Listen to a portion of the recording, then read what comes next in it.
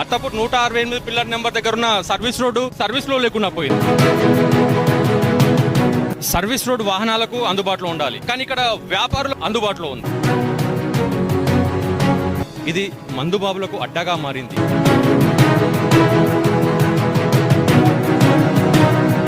చుట్టూ ఒకే వర్గానికి చెందిన వ్యక్తులు ఉండడం, ఇది కంప్లీట్ గా ఇదంతా వాళ్ళ హ్యాండ్ ఓవర్ లో ఉండిపోయింది. సర్వీస్ రోడ్ కబ్జాకు గురైంది. ప్రైవేట్ వాహనాలు వెళ్లాల్సిన ఈ సర్వీస్ రోడ్ లో కేవలం వ్యాపారుల వాహనాలు మాత్రమే వెళ్లే పరిస్థితి. ఫుట్పాత్ పైన షాపులు గానీ ఏమన్నా గానీ పెట్టుకుంటే వచ్చి తొలగించే జిహెచ్ఎంసీ అధికారులు ఇక్కడ. రోడ్డు పక్కన వాహనం ఆపితే తక్కువని ఫోటో తీసి చలాన్లు వేసే పోలీసులు ఎక్కడ? అసలు వీళ్ళు వెనకాల ఎవరున్నారు? వీళ్ళు ఎవరి అంటదండలు చూసుకొని ఇక్కడ ఇంత యథేచ్ఛగా వ్యాపారం కొనసాగిస్తూ వాహనదారులను ఇబ్బంది పెడుతున్నారు. రోడ్డు అందుబాటులో లేక అటుగా వెళ్ళి ఎన్నో ప్రమాదాలు రోజువారీగా మనం చూస్తున్నాం.